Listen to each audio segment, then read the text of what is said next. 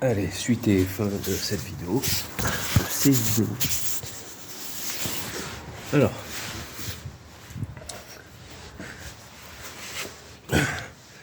celui-là est remonté. Voilà. Franchement, c'est vraiment facile. C'est vraiment... là, c'est mécanique plaisir. Alors, j'ai démonté son support, les deux écrous 14. Donc, pour mieux l'enlever, en fait, au lieu de vous faire chier à le tourner, là, c'est sa base. Trop de lumière, là, peut-être. Mieux ? Ouais, peut-être mieux. Donc là, c'est sa base. Donc, vous le décalez. Voilà. Vous le poussez. Et après, vous pouvez plus facilement l'enlever. Voilà. Des morceaux. Je sais pas si c'est des morceaux de quoi. De gravier ou de caoutchouc. C'est du gravier. Il y a de la merde.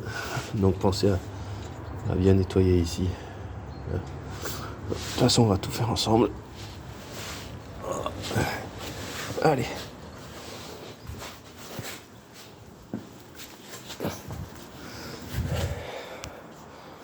Voilà. Ça, c'est le vieux. Ouais, ça va, ils sont pas... Ils sont juste durs, en fait. Durs, mais mauvais durs. Enfin, vous m'aurez compris, quoi. Mais franchement, ça va. Alors moi, hop, je garde absolument toutes les pièces. Non, je les ai mis ailleurs. Ouais, je crois dans ça. Là-bas, au fond, j'ai mis tous les bras de suspension que j'ai changés. J'ai même mon vieil embrayage. J'ai même gardé le vieil embrayage. Je garde tout. Voilà. Alors, je suis pas du genre à tout garder chez moi, au contraire. Mais pour cette caisse, j'aime bien tout garder. Est-ce que ça sert à quelque chose? J'en sais rien. Bref, blablabla. Des gants. Mettre des gants et tenir un téléphone, super. Hop.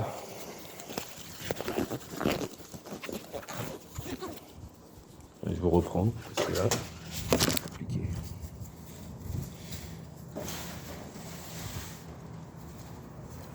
Et le tapis, là. Oh. Il se garde.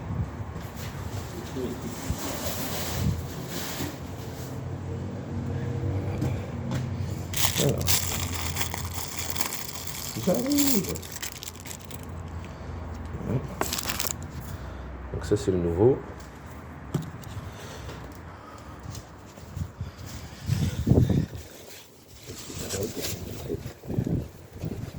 Voilà. Pour du silicone. Voilà. Et on en met assez généreusement. J'aurais dû commencer par l'intérieur, c'est pas grave.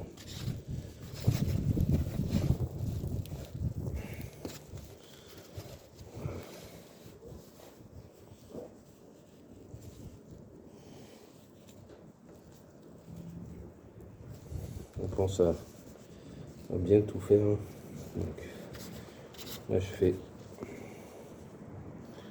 l'extérieur.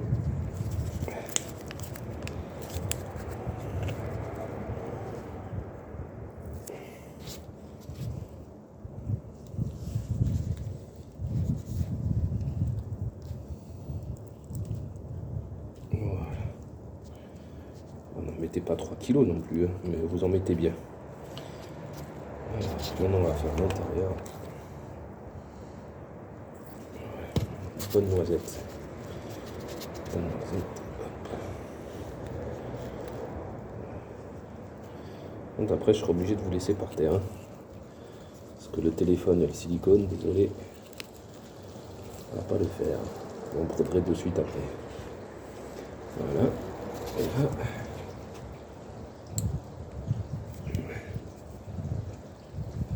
Oh merde.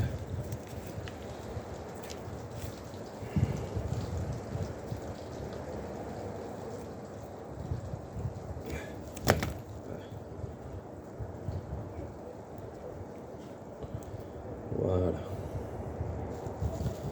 Voilà.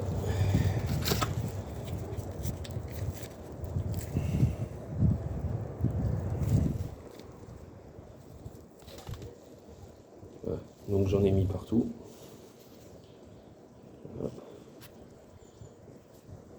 partout. Et ce que j'aime bien faire avant, je prends une grosse noisette, et j'en mets comme ceci, et de l'autre côté pareil. Voilà. Voilà. Ouais, je reprends tout à l'heure parce que là c'est très compliqué avec les mains pleines de silicone. Désolé. Hop là. Je reprends de suite.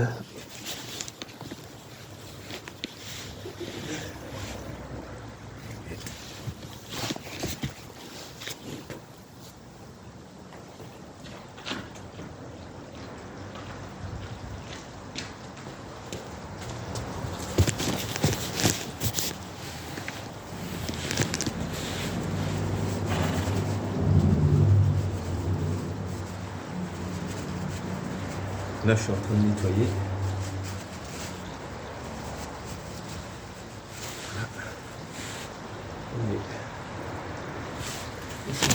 Place. Comme ça.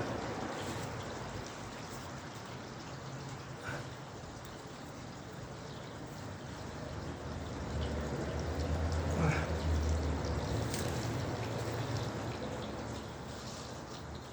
Et là, on enlève les dents et je reprends tout de suite.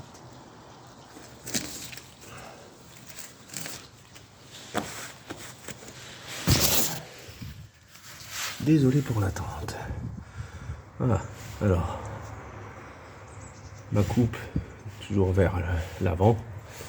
Voilà. Donc là, c'est pas la peine de le mettre d'abord à l'extérieur. Vous pouvez le mettre directement en place avec la tonne de silicone, il va coulisser tout seul. Et vous aurez au moins du silicone en quantité suffisante partout. Voilà, vraiment, c'est assez facile. Donc, j'ai nettoyé le papier. Je vais reprendre mon support, que je nettoie aussi. Oh, j'achète une GoPro. Pourquoi pas, ça peut être un beau cadeau, ça. Cadeau d'anniversaire. Alors, j'avais pensé aux lunettes qui filment. Là, il y a des trucs chinois pas chers, là. Et genre de lunettes espions. Mais après, avoir une batterie à côté de ma gueule, qui risque d'avoir un problème, ça me plaît pas trop. Donc, j'ai abandonné l'idée.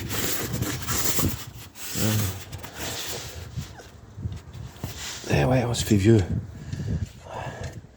Non, on pense sécurité. À 20 ans, on pense... on pense pédale de droite. Voilà. Putain, où est mon fou? Là, bonjour. Donc du 14, donc vous serrez progressivement. Alors le coupe de serrage, c'est entre 27 et 40. Alors moi, il faut aussi que je m'achète la clé dynamo intermédiaire. J'ai soit la grosse, qui n'y va pas, ou soit la toute petite, que j'ai pas envie de flinguer en forçant dessus. Donc là, on fait à l'expérience, comme dit un garage bagnole et rock'n'roll. J'aime bien cette phrase, c'est pour ça que je reprends. Voilà. Donc là, on voit bien, ou pas bien, je sais pas. Oh putain, j'ai mis du silicone sur le téléphone, super. Il n'y a plus qu'à cramer le téléphone pour l'enlever. Donc là, vous serrez d'abord comme ça, ensuite vous serrez là. Et c'est... Voilà, vous serrez à l'expérience et puis c'est fini. Voilà, rien de compliqué. Ah oui, je voulais vous montrer cette anecdote aussi. Avant de vous quitter, ça c'est l'arbre des transmissions des 350Z. Donc attendez, je vais vous mettre le flash, je sais pas si on verra mieux. En gros, c'est marqué de pas faire de dommages, ne pas hit, de no hit, de coups, scratch, des raflures, hors drop, je sais pas quoi, je sais pas si vous avez à lire, hors drop, je sais pas quoi, service manuel for detail. Après c'est marqué en japonais, sinon c'est marqué carbon fiber reinforced plastique, propeller, pas, Schalt. En fait, c'est un arbre de transmission en carbone, mais il n'est pas full carbone, c'est pas du carbone que vous allez avoir si on vous retrouve sur votre capot ou ailleurs. En fait, c'est un mélange de carbone et d'époxy. Donc en fait, particularité en fait, c'est plus léger que l'acier. Par contre, c'est plus lourd que l'aluminium, qui résiste aussi bien et qui pourrait être moins cher. En aftermarket, sur le site Zen1 par exemple, vous avez des armes de transmission en aluminium qui sont plus légers. Voilà. Donc oui, c'est bien pour la compétition. Et encore, en fait, je vous ai expliqué pourquoi ils ont fait ça. C'est juste qu'en cas de gros accident, en fait, si l'arbre vient en pression ou vient à avoir un dommage, en fait, là, il va éclater en en milliers de petits morceaux. En fait, ça évite que, par exemple, s'ils auraient mis un arbre en alu qui est plus performant, ça évite qu'il traverse le plancher et qu'il vous embroche, tout simplement, comme une brochette de barbecue. Voilà. Donc, en fait, c'est non seulement c'est mieux que l'acier, donc c'est plus performant, c'est moins bien que l'aluminium, par contre, ça évite de mourir. En fait, ils ont fait ça surtout pour la sécurité. Voilà. Et ici, c'est joli, hein. Et pourquoi on dirait que c'est pas traité sur les bords? Voilà. Donc voilà. Petite particularité de l'arbre. Allez, à plus tard pour une prochaine vidéo.